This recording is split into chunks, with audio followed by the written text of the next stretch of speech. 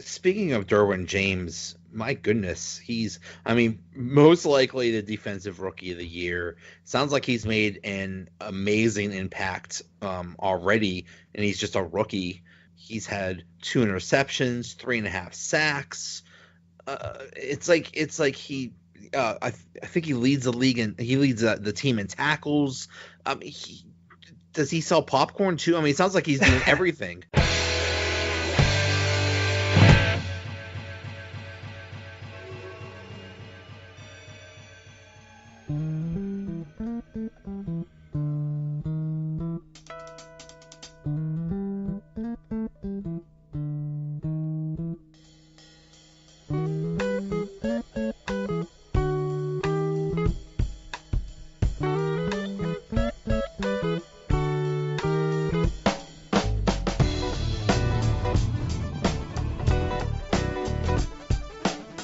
What's going on, everybody? Welcome to another episode of the Donut Bag, part of the Pulse Podcast Network and the PodHub Network.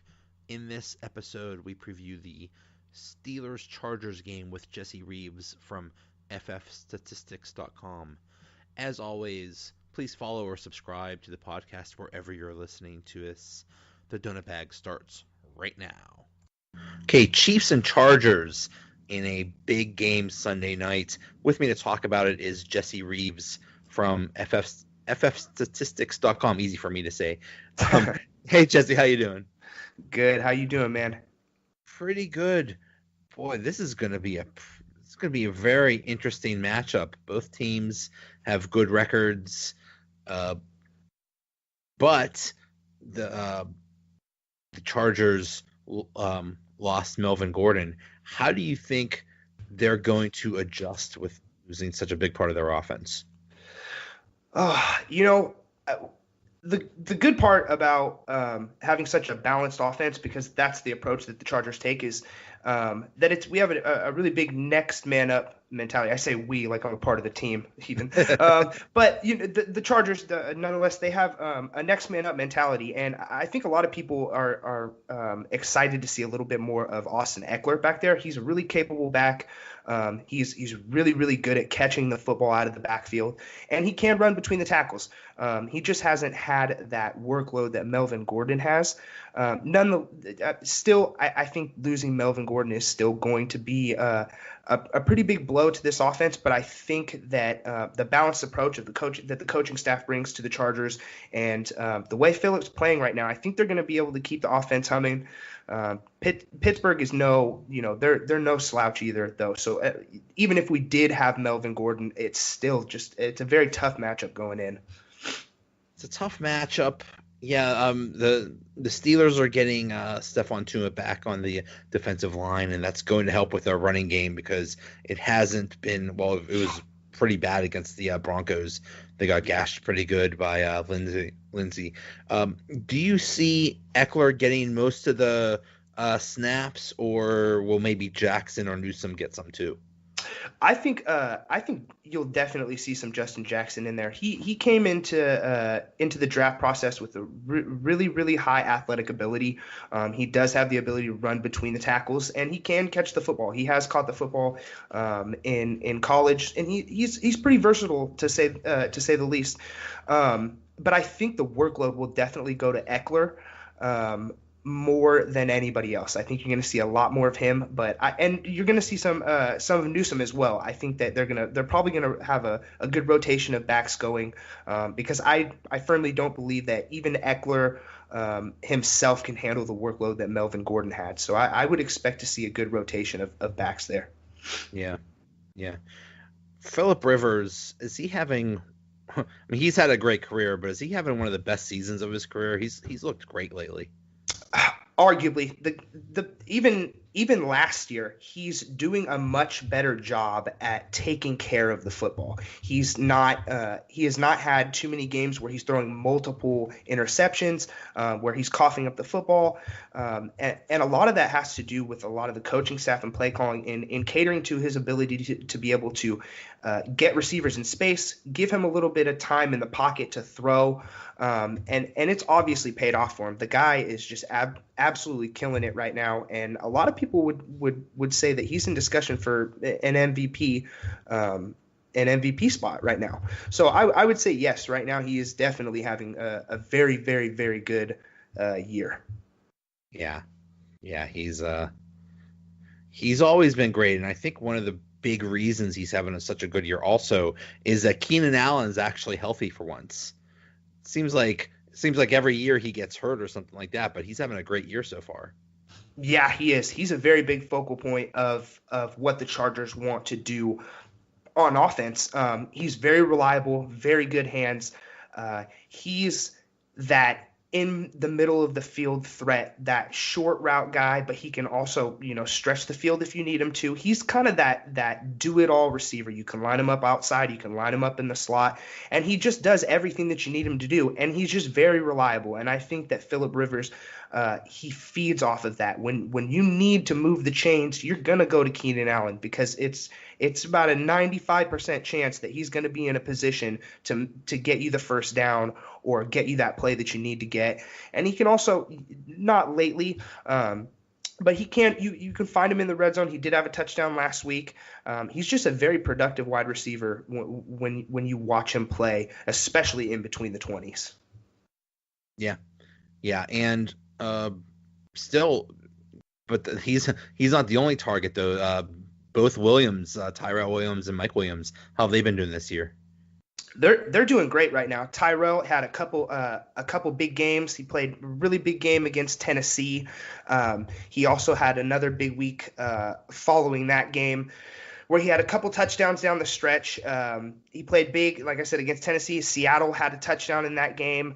And then even the week before in week 6 against Cleveland, he had 3 receptions for 118 yards and 2 touchdowns there. He is a big play guy. He can really, really, really stretch the field.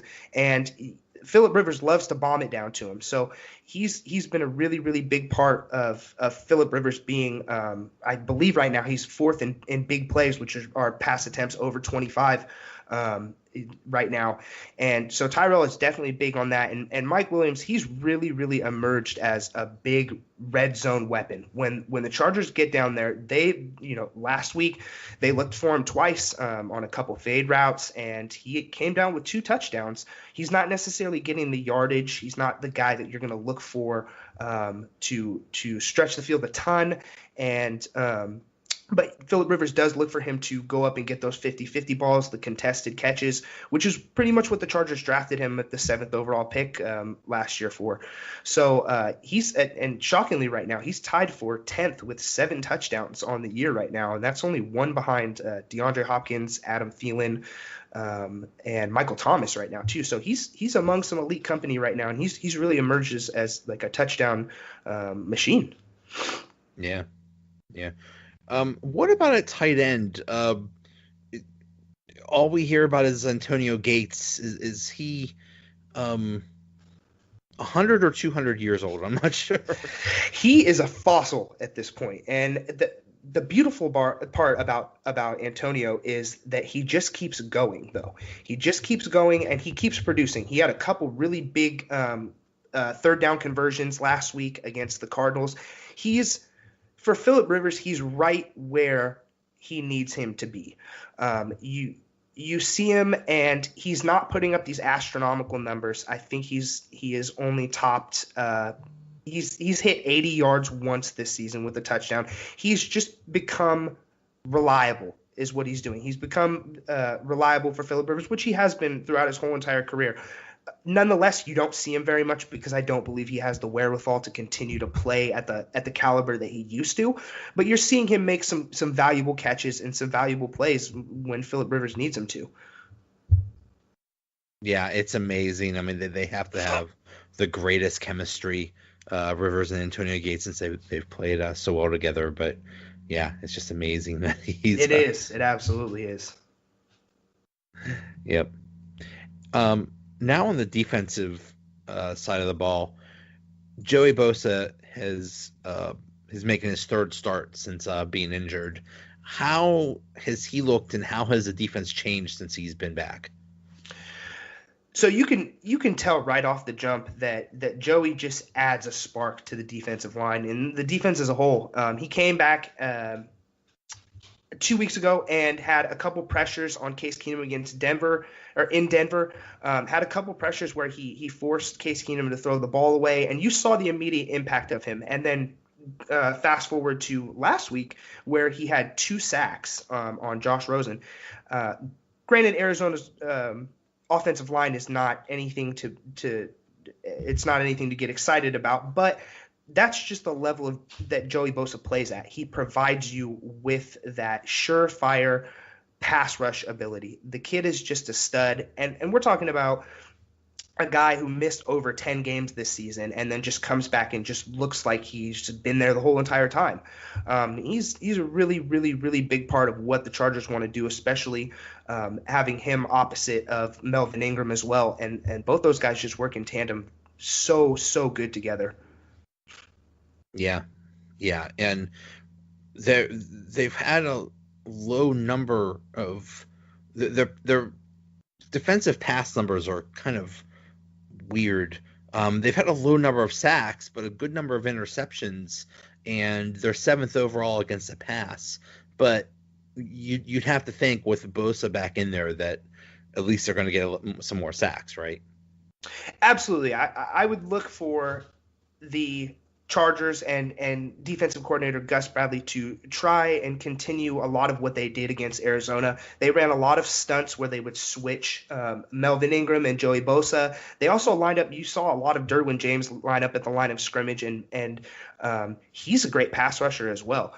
Right now he is doing everything that you need him to do. And when you have those 3 at the line, I don't care what quarterback you have, you better be scared, because they're coming for you and they are going to make sure that their presence is known. Even if they don't get the sack, even if they don't get the tackle for loss, they're going to pressure you. So in terms of Joey adding that solidified aspect there, I definitely believe that the strength of the defensive line at this very moment is going to be predicated around the pass rush, not necessarily in the middle as a gap plug or the run defense. Speaking of Derwin James, my goodness, he's most likely the defensive rookie of the year. Sounds like he's made an amazing impact already, and he's just a rookie. He's had 2 interceptions, 3.5 sacks. It's like he I think he leads the league and he leads the team in tackles. Does he sell popcorn too? It sounds like he's doing everything. Yeah, he is that Swiss Army knife that you've come to see in the NFL make a very big impact. Guys like Cam Chancellor, who I compare him to greatly because he fits that mold. He's just an enforcer. The kid can cover. He can play the line of scrimmage. He's hard to define. Like, he's just a safety is what I would call him, because that's the position that he plays. But really he plays like a hybrid a linebacker safety position. When you put him up again in the line of scrimmage and sub packages, and you bring in guys like Adrian Phillips in to play free safety, you really have a linebacker that can play really, really, really good against the ball and against the pass. And that's essentially the guy that they drafted at the 17th overall pick this year. And he is just your do-it-all kind of guy on the defense, and he's killing it right now. His statistics are showing right now, and his ability to do everything is really incredible. Yeah, it's amazing. And he was a 17th overall pick to get that kind of amazing production from somebody kind of in the middle of the draft. He's playing like a top 5 pick or something, so it is amazing.